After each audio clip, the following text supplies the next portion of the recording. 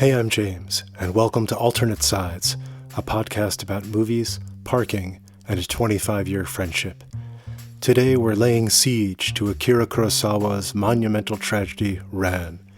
It's loosely based on Shakespeare's King Lear, and unlike today's blockbusters, this movie has violence that's obviously fake, but production design and actors who are very real.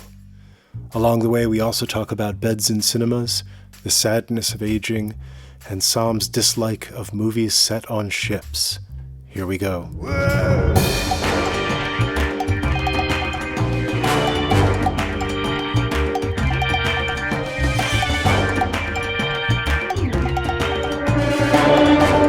You're in my house. I'm in the basement of your house. Well, don't get too specific. My Subaru is parked outside. I could go out there if you want.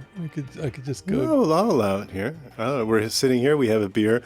My friend who works for the government and who is very intent on not giving away a lot of information. This is a great setup right there. He's very private.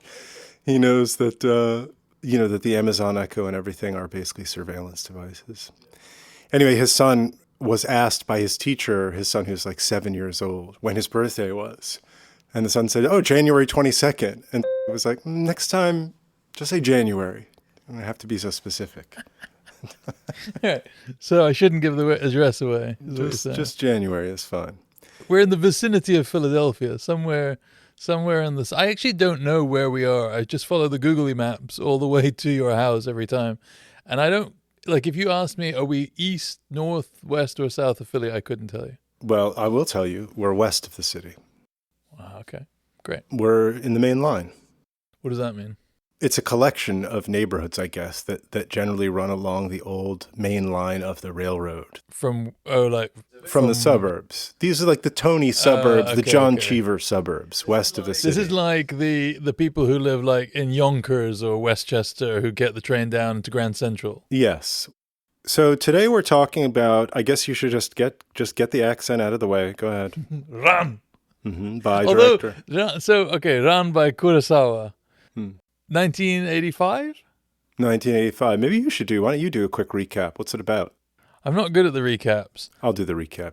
You do the recap. Wait, it's King Lear. It's loosely based around King Lear. It's the story of an elderly warlord with 3 sons. And in the beginning of the film, he abdicates. He wants to sort of become a kind of warlord emeritus, retain his title and a little bit of his retinue, but move out of the keep of the castle into the tower. And he'll retain his stately titles, and then the eldest son will have castle number 1, and then the middle child castle number 2, and the youngest castle number 3. What could go wrong? Everything seems to, basically that. And the movie, it's just like that chaos ensues. And I guess Ran, one of the meanings is chaos. I never knew this. I'd never understood why the movie was called Ran, because none of the characters are called Ran. It's not the translation of King Lear or anything. And I guess, I looked it up for this, and I guess it seems like one of those Japanese words which means many things. I think that's right. Right. Like it means tumult and rebellion and chaos and basic sort of upheaval. We have many things to discuss, and I should just lead with the fact that you love all things Japanese, and you had your honeymoon in Japan, and you do a really cringy Japanese accent. I'll keep that to myself. And, I think. Why is it bad to do the Japanese accent? I don't know. It's not bad to do a French accent or a Canadian accent. I think these are hypocrisies. You think if we do the I'm allowed to do an Iranian accent, obviously. Let's hear it. Or James, what would you like me to say? Yeah. I can't do that. You could do a Scottish. Let's hear the Scottish. I can do a Scottish. But again, I lived in Edinburgh for a few years, so that's all right. But why is it okay for you to do Scottish and not do the Well, Japanese? I'm saying, is it all right because I have a personal, my sister was born in Edinburgh, we lived there. Oh, I don't think so. Iranian. No. Because you were making fun of the Irish 20 minutes ago. The Irish. Yeah. Margie's a big fan of the Irish. Yeah, I can't stand them. I'm just kidding. My mother's maiden name is O'Reilly, of course. Of course. Okay, so Japanese. So basically, he tries to do this thing, and it all falls apart. And it's a completely fascinating kind of philosophical idea about how much we as humans, just the idea of status and of title and of order and of rules and how quickly it all falls apart. That's interesting. So you immediately abstracted it. Yes. I didn't think any of those things. Well, I guess it's a ripping yarn in some cases, and it has one of the great set pieces in all of cinema, which we should get to, which is the sacking of the castle. Yeah, they burned that fucker down. Well, it is philosophical, and that's the whole thing in Lear also, is the fool who follows the king around, and the fool is, of course, the wisest of them. And, I don't know Lear as well as I know Macbeth or Hamlet, but it is pretty philosophical, and it's this idea that, like, men prefer sorrow to joy. And it reminded me a lot of Blood Meridian and Cormac McCarthy's, war. Before man was, war waited for him. The ultimate trade awaiting its ultimate practitioner. Yeah, it does seem to talk about how we're incapable of anything else. We bring this upon ourselves time and time again, right? That's the sort of the message at the end. One of the characters says. I mean, I don't know how you can not get abstract. The movie ends with a shot in the distance of a blind man on the edge of the rampart of a ruined castle. It's pretty awesome. With the Buddha, the image of the Buddha falling off the castle. I think he gets there by the end. I'm just saying, I don't know that I think of the movie as particular. It's not a treatise. It's not like a metaphor. It's a story about the father and the three sons and the stuff. And it's set in, I don't know exactly what the era is, like 1500s maybe, something like that. 1500s? I think so. There's guns then? There are guns, yeah. Wow. I couldn't figure out when it was supposed to be. But anyway, okay, whenever it was, first of all, it's real. Like, there's no CGI. This is so when the army of horses fucking runs down the field, they really run down the field. When the infantrymen take their positions, they really, when these and they're all dressed to the fucking nines, like in ridiculous Just the outfits. costumes. I was thinking about how long they must have done. Hundreds and hundreds of people in these thousands. costumes. No, it looked like thousands. Yeah. I don't know how they doubled them up or whatever, but it is just ridiculous. Like, the achievement of it on just scale is amazing. But the thing, before we get into all that, the thing that is always struck me, because Kurosawa did a few Shakespeare adaptations, right? He did the Throne of Blood, which was the Macbeth one, The Bad Sleep Well, which is the Hamlet one, and the Throne of Blood is really maybe my favorite of his movies.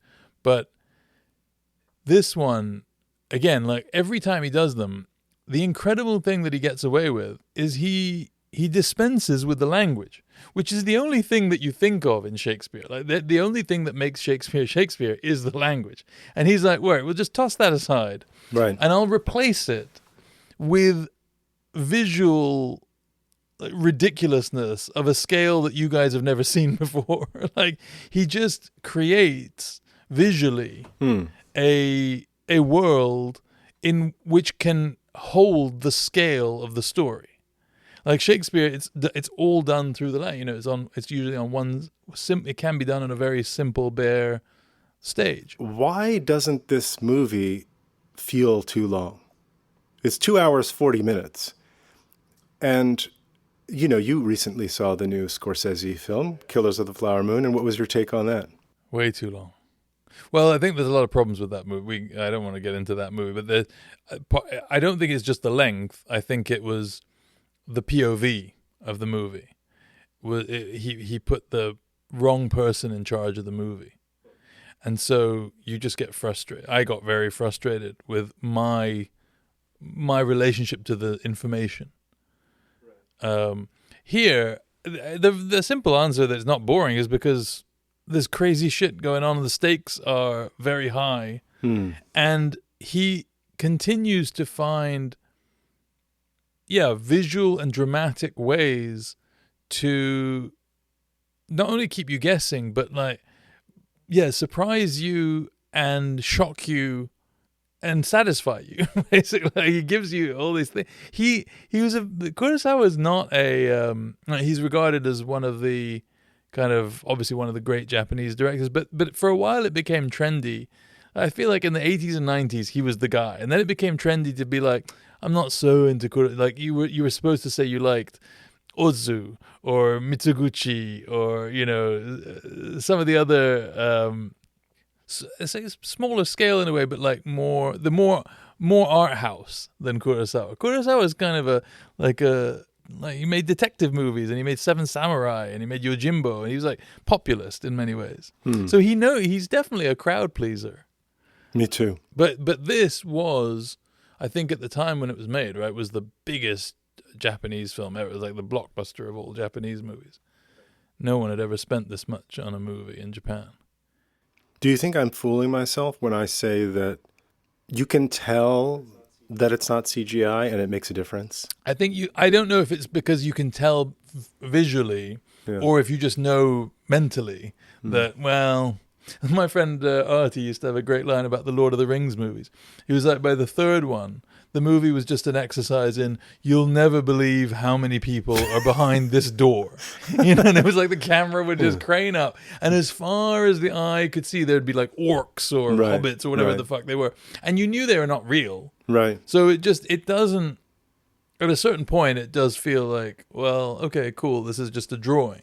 Right. A beautiful, like, very hard to do drawing. But I do think it makes a difference. Like, even though it's interesting, because even though it's like very like there's an element of like that Japanese theatrical, like the blood is obviously paint. There's certain things that are kind of exaggerated or not realistic, but that doesn't mean that it loses its power. And the combination of the music, it becomes very like nightmare-like and apocalyptic. Yeah, like the dead bodies and the arrows in them, and the women killing each other, like committing suicide in packs. Yeah. It's incredible. The opening credits of this movie are so good. Just like static shot on the woods, on the plains, the green, lush green plains, with these like beautifully designed shots of like 3 hunters on horseback at the edge of a hill. And then it cuts, there's 2 cuts, there's one. And then it cuts, and there's a wild boar running in the grass. And you just get this build-up all while the credits are happening. And the music, the flute's playing, and the Japanese drums are like rolling. And the moment at the end of the credit is Hidatoro on horseback, the chief, turning with bow and arrow on horseback to fire. And it cuts, and that's the end. And he turns right to camera. It's such a great credit sequence. So it starts with this man, and it shows you a glimpse of his power. And then immediately after that, is the scene where he basically relinquishes it. He says, I'm old and I'm going to relinquish my power. He falls asleep during lunch. And that, like, how this is Margie's favorite moment in the movie always. When the youngest son, this is what I mean about he took the language of Shakespeare and got rid of it and replaced it with something. So when the old man falls asleep, there's 3 sons, and clearly the youngest son, Saburo, is like the Cordelia character, who seems like she's being too blunt or whatever, but actually she's got the father's interests in mind. And so Saburo goes over, pulls out his sword, and chops the like bamboo. A couple of branches of bamboo, and comes and plants them behind Hidatoro in order to provide shade.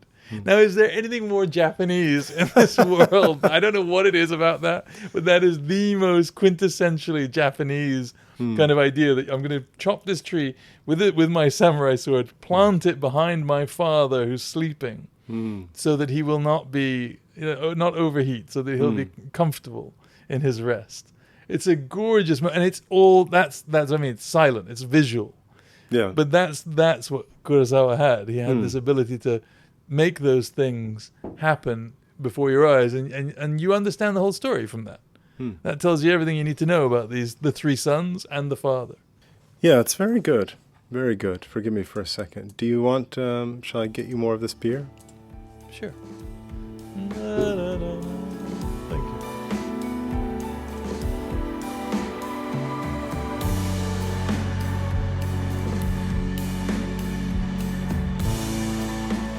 you. Speaking of long movies, this was the year of Oppenheimer, a very long movie. Oh, yeah. Which should have been shorter. There were a couple of movies that should have been shorter. Most movies. Indiana Jones and the Dial of Destiny, also too long. I can imagine. But I think now that the movies are getting longer, the cinemas are seeking to meet the need of the theater goers. So I think I showed you a couple of days ago the article where the Odeon chain in the UK is putting actual literal beds into their theaters. There's so many things wrong with this. I mean, first of all, no one wants to go into a bed that someone else has just been in. It looks the photograph, it does look very like, I mean, it has like isn't it a enough- porn, isn't it enough like, isn't it enough to just have a fucking armchair that the legs come out? We've all got that now. No, that's not enough. It those has are to very be- comfortable though. The they're very recliners comfortable. are great. Yeah, it's nice. I like as much as the next person to be comfortable when I'm watching a movie. But a bed is too much. It does have a very, not that I would know, but it does have a very like adult movie theater, like rubber, plastic. Like there's no, like of course there's no sheets or anything, but it just looks so, No sheets. it looks You can really so, bring your own bed in. it looks so like just seamy, just so, I mean, it's only a matter of time before someone bangs each other. I mean, it's going to happen. You're asking for it. They'd be well within their rights, I'd say. yeah, I don't know. It's very, I saw a thing. I was thinking about this with Lear and the sadness of people getting older and not like losing touch. I was on the subway a couple of weeks ago, and so I was standing. So if you imagine, where there's like basically there's like one like long bench, right, of maybe 5 or 6 seats ish, but no seats. There's all like it's just a bench, and there was a man 2 in from me. There was an old man. I think he was Asian. is that part of the story? Well, it's related to Ran, I guess. But I think it's important that English may not have been his first language. I couldn't obviously tell, but I think he was Asian, and he had his phone, as everyone does, in his. Was he playing hand. Candy Crush? He wasn't playing Candy Crush, but you know me, I like to police what people are doing on their phones. So I looked over, and I could see that there was a text on his phone, which was visible, which said, "Please text me." And I saw him just staring at this. "Please text me." And I could see him studying this. And I could also see the person next to him, who was sitting down next to him, who was like approximately my age, maybe a bit younger, was also looking over at this, like, okay. And this guy was like concentrating, and then he starts to type in his phone, "Who are you?" But when he writes, "Who are you?" and that text goes up into the thing, it becomes obvious that the same person who's written, "Who are you?" is the same person who's written, "Please text me."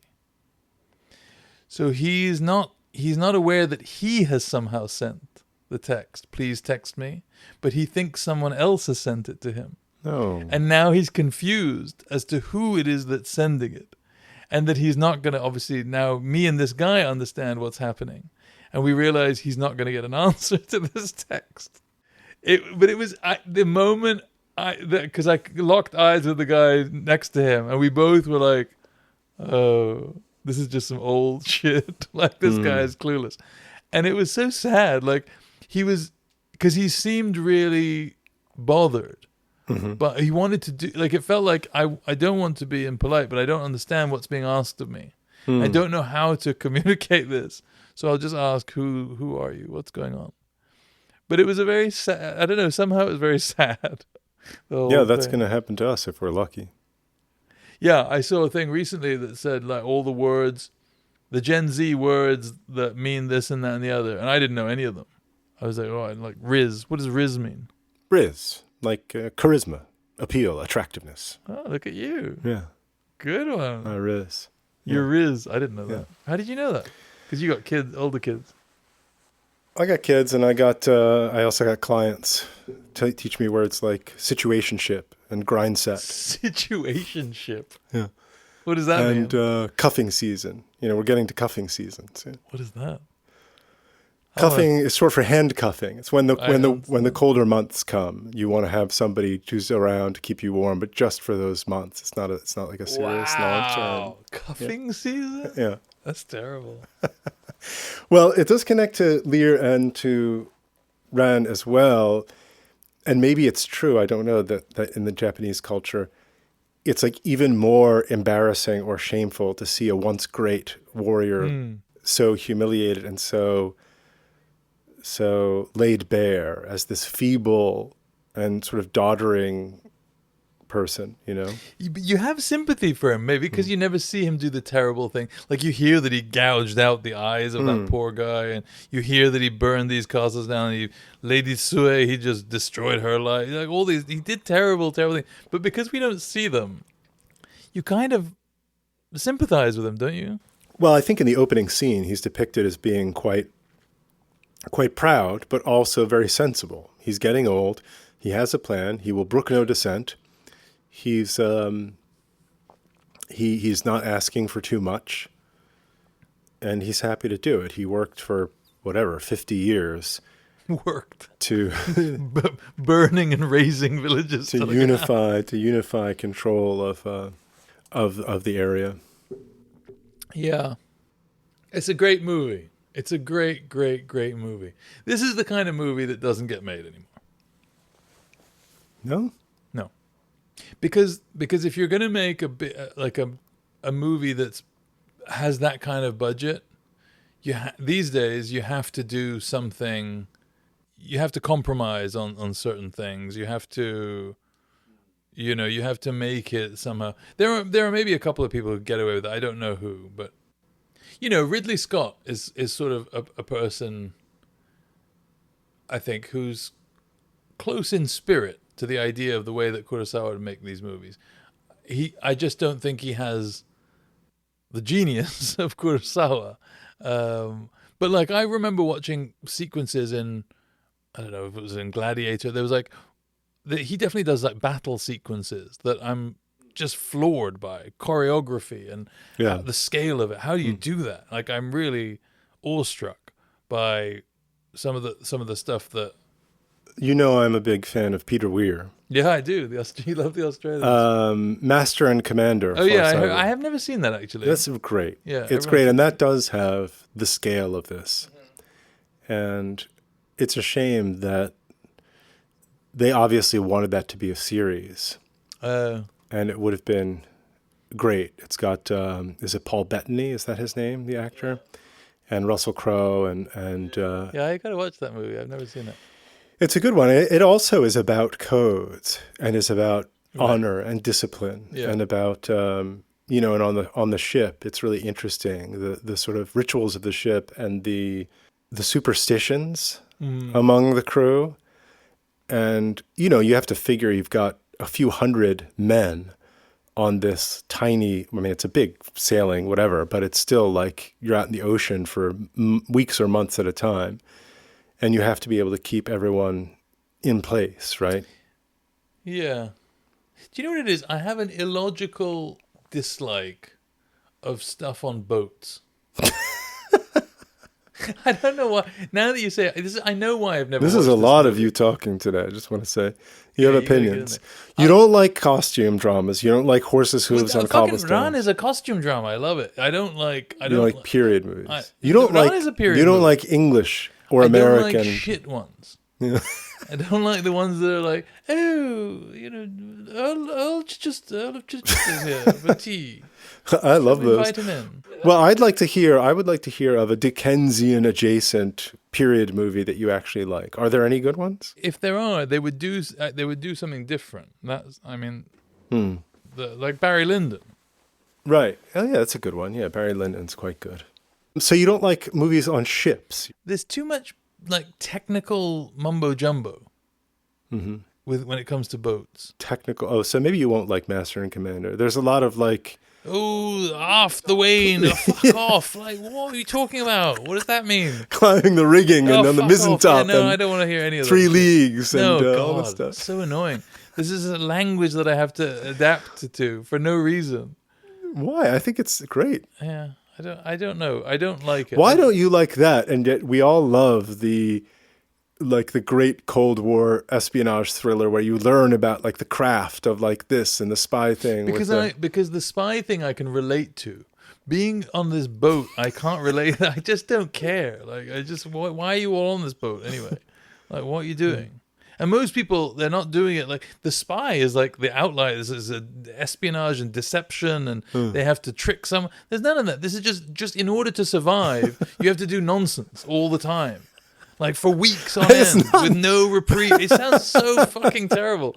I don't think it's nonsense. What do you mean? Anyone would want to do that? I know. I don't want to be on. You've got to get the rigging. You've got to the rigging, ballast, and batten down the hatches and all that. It's all stupid. Yeah, it's all a code of nonsense for people. It's an amazing. I will say this: it is an amazing feat of engineering and human cleverness. The idea, if you really like, and I know you won't, but like. And this is embarrassing to admit, but I watched a YouTube video, which was all about. This is exactly why. Which is all about how these things operated, and just the amount what things, the boats. If you think about one of those huge, just imagine in your mind, like an early 19th century, like whatever, Napoleonic Wars, big, like with cannons and decks and big sails and all that.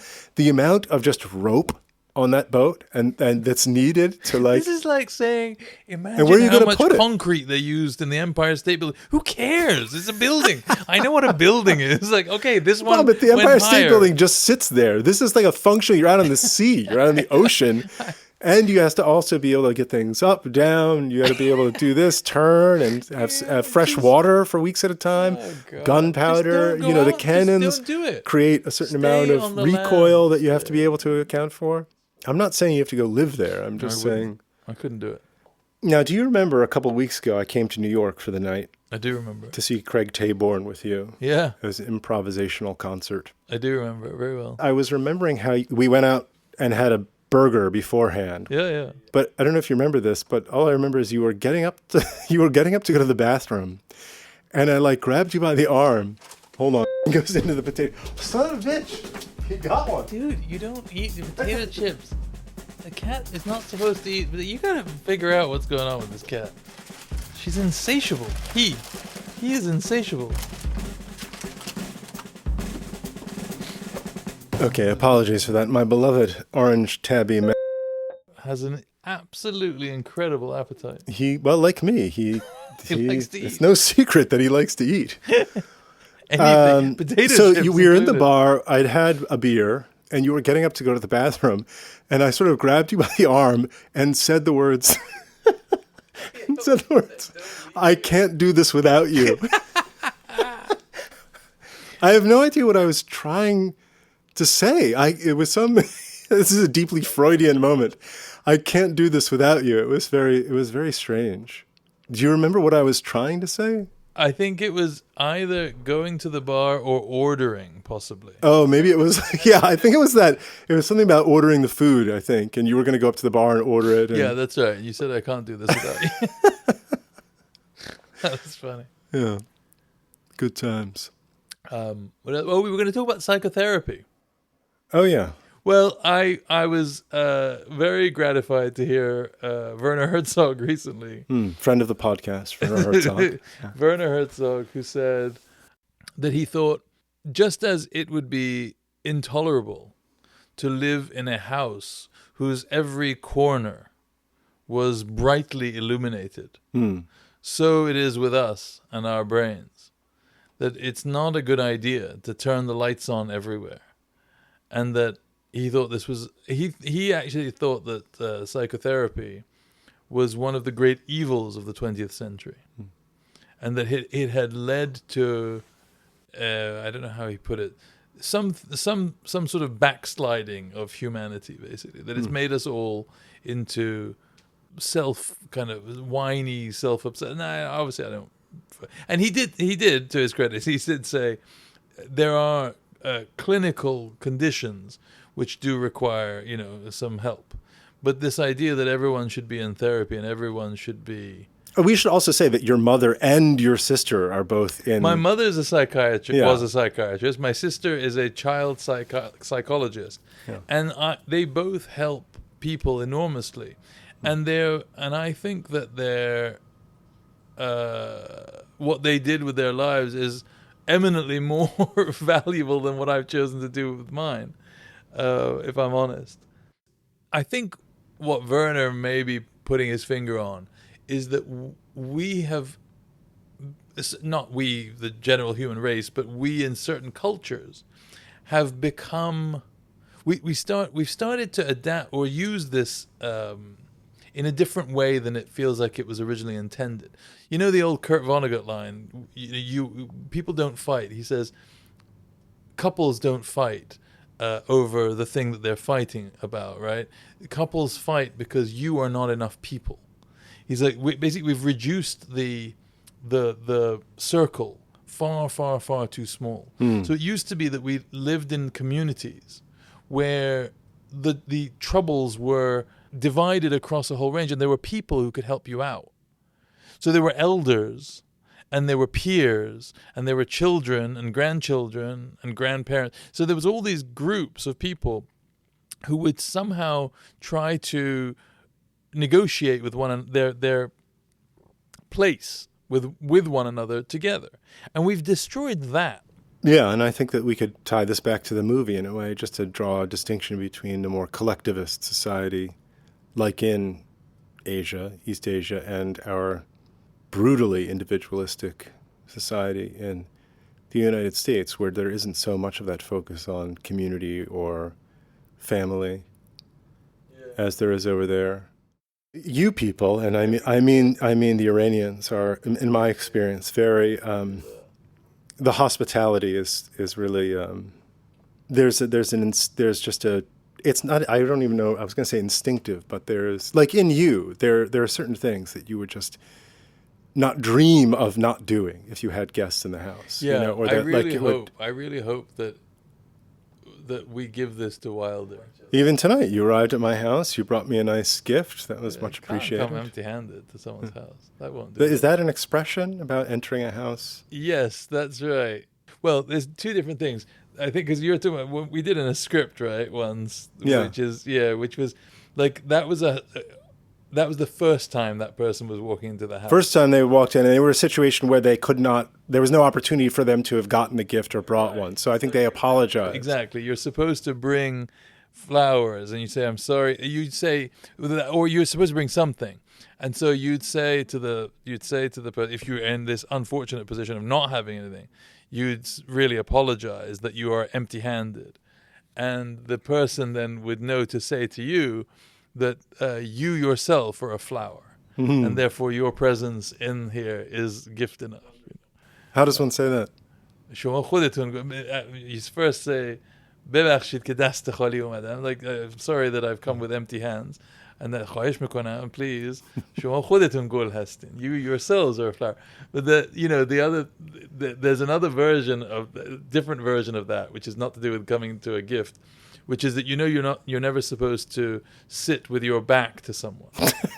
I'm sure because I'm imagining I must at some point have done that to your parents or grandparents. We know not to judge you guys as harshly, but you're never supposed to sit with your back. So if you're like in a dinner party or whatever, and the seats are arranged such that you can't help it, right. As you sit, and immediately you'll see any Iranian will become incredibly uncomfortable at having their back to someone. So that person will immediately like sheepishly like sit and then awkwardly turn around and say to the person behind them, I'm so sorry. I'm so sorry that my back is to you. And then that person will turn back and say, oh, but a flower has no front or back. You see, so the flower keeps going. That's now, lovely. and the joke version of that, if you're young and you're like taking the piss, they say watermelon has no front or back. So that's like the piss take version of that. But yeah, there's code. These are very, like, codes are very strong, and that taruf is our word for all that. Do you remember when we went to see a concert featuring music by Behzad, my former teacher, and the orchestra played, it was wonderful, and at the end, of course, the conductor called Behzad up, and he was bowed, it was very gracious, shake hands, and it was the end of the concert, and now it's time for everyone to go off stage, and Behzad, of course, he gets to the door there that leads off stage, and he opens the door and holds the door for the entire orchestra. And there's something so beautiful about that. It's his music. He is the guest of honor. No, but it would be impossible for him to go through that door before anyone else. Yeah. And just waiting. And I think at the end, the conductor, who's a friend of his, I guess, they did a little no you. And then they kind of arm in arm went through sort of together. But that was very, very charming. Behzad was, well, he's still around, but he is a wonderful person. All right. Are you ready for movies from 1986? I am. Here are some movies from 1986 that I have seen. Top Gun. Top Gun. Stand By Me. This one might surprise you. Matador. The Almodovar film. You've seen that? Yeah. Well done. What a dick. That must have been by accident. I didn't know what I was getting. It was. I went with a girl. Brilliant. Ferris Bueller's Day Off. Oh, yeah. Blue Velvet. Blue Velvet. Short Circuit. Fisher. Featuring a performance by your friend, Fisher Stevens, that probably he couldn't get away with these days. Exactly. It's gotten him in some trouble. And also in the spirit of us calling out well-known people who are good people, Fisher Stevens is He's dynamite. He's a great guy. Yeah, good people. The Color of Money, which I only saw for the first time last year. That was my favorite movie growing up.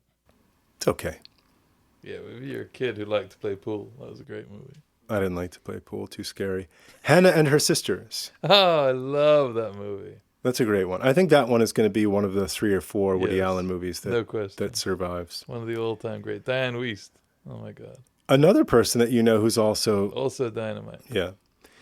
The Mosquito Coast, which I rewatched just in the last year. And really interesting movie. Very unlikable protagonist, Harrison Ford. Your favorite actor. A movie I really liked when I was a kid, Running Scared. Oh, yeah. They should remake that, although it's kind of so generic that you wouldn't even know. But a great buddy cop movie with Billy Crystal and the late lamented Gregory Hines. And finally, The Sacrifice. Oh, it was such a bummer that you saw that. All right, here are movies from 1986 that I have not seen. All right. Aliens.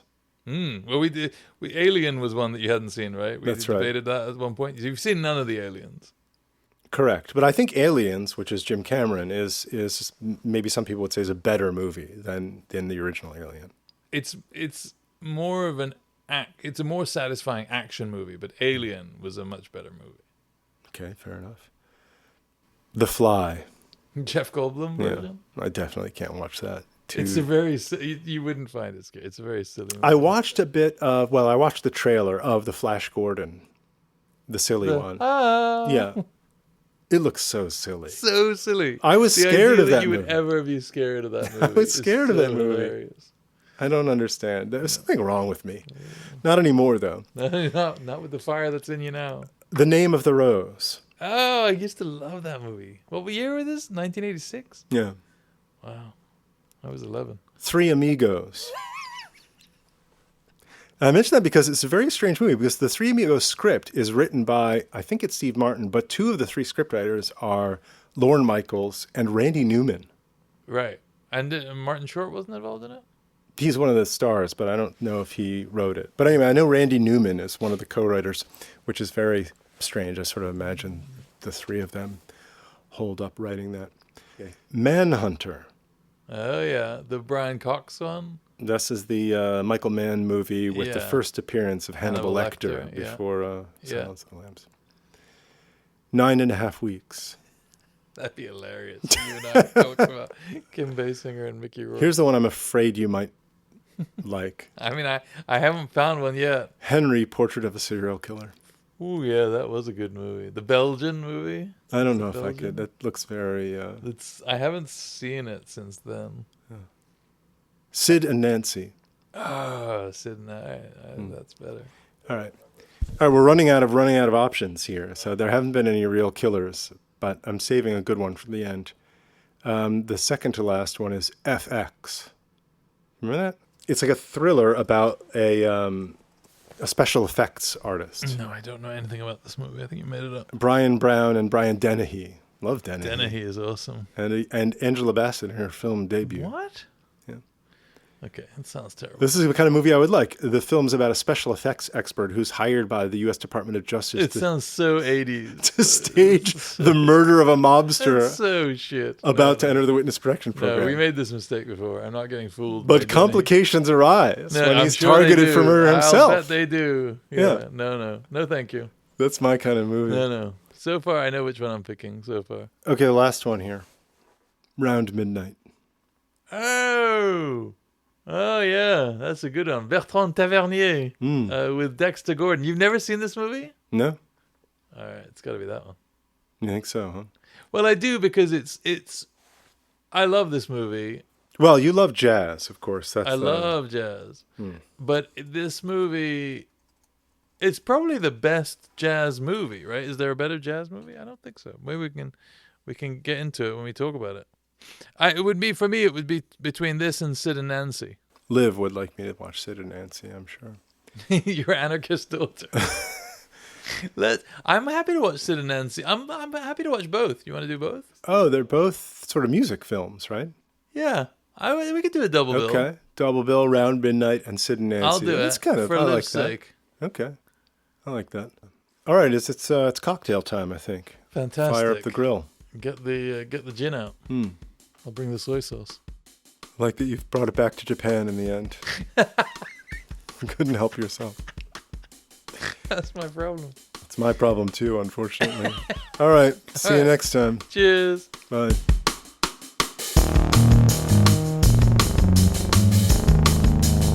And that's that. Next episode is a double feature of contrasting portraits of musicians. Bertrand Tavernier's laconic Round Midnight and Alex Cox's frenetic Sid and Nancy. Check them out if you have a chance. I recommend you watch Sid and Nancy first, but that's up to you, of course. See you next time.